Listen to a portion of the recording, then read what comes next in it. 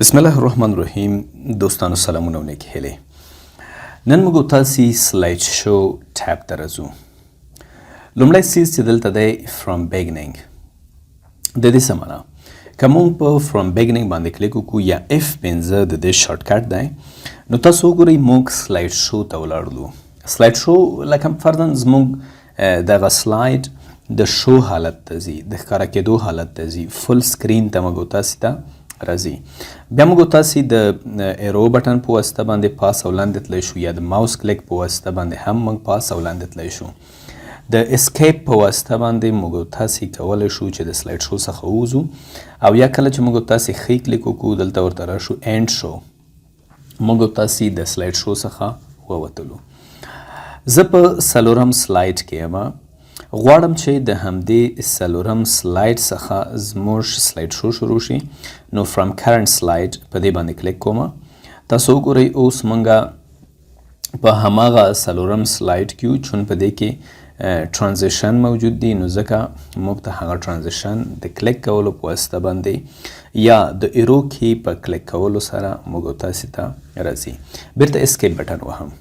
دا زموږ تاسې فرام بیګنینګ یا فرام کرنټ سلایډ دی. کسټم سلایډ شو ته راځو. زه په خپله خوښه باندې یو سلایډ شو ډیزاین کوم. مثلا زه سلایډ شو ته راځم، دلته ورته وایم کسټم شوز، او په دې ځای کې اوس ورته وایم نیو، یو نوم ورکوم. دلته نوم ورکوم افغان استاد. زما په دې سلایډ کې ټوټل وبخښئ، زما په دې پریزنټیشن کې مکمل شپږ سلایډونه دي. زه غواړم اول، دریم او پنځم سلایډ څنګه کومه اډ کومه. اوس اوکې مې که. اوس که زه دلته د افغان استاد انتخابوم او په شو باندې کلیک کومه، څه به کېږي؟ همدغه درې سلایډونه، حقیقت کې خو زیات سلایډونه، حقیقت کې خو زما په پریزنټیشن کې یا زما په دې سلایډ په پریزنټیشن کې زیات سلایډونه دي، خو زه صرف درې سلایډه شو کول غواړم. شو باندې کلیک کومه. تاسو وګورئ دویم سلایډ، دریم سلایډ او سلایډ شو ختمه شوه. ولې چې صرف درې سلایډونه ما څنګه کړل؟ ښکاره مې کړل.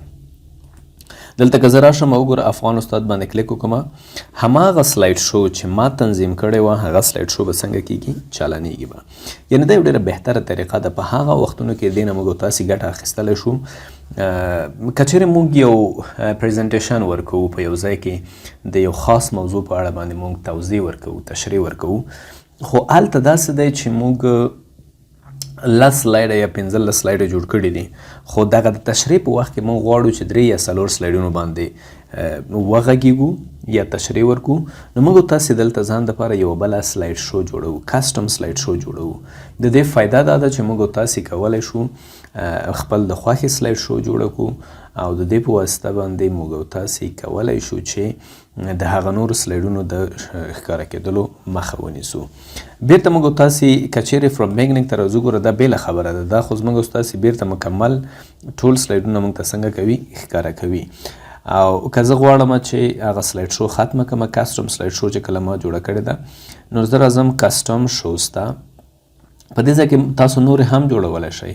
فرضاً که تاسو یوه نوې سلایډ شو جوړول غواړئ د کسټم 1 په نوم باندې، په دې کې غواړئ چې صرف شپږم سلایډ دې خلاص شي، نو دې تاسو هم ګټه اخیستلی شئ. صرف او صرف شپږم سلایډ موږ تاسو ته خلاص شو چې زه نیکسټ بټن وهم، دا سلایډ څنګه کېږي؟ سلایډ شو ختمیږي. بیرته زه راځم کسټم سلایډ شو ته، دلته راځم کسټم شوز ته، کسټم شو انتخابوم، ریموف دا ختموم، بیا په دې بل باندې کلیک کوم، ریموف کلوز. سلایډ شوګانې ما څنګه کړلی؟ ختم مو کړلی. نو دا صرف زموږ ستاسې د سلایډ شو خبره ده چې دې په واسطه باندې موږ تاسې وکولی شو خپل دغه سلایډ د شو حالت ته یوسو. دا یو بهترین درس و.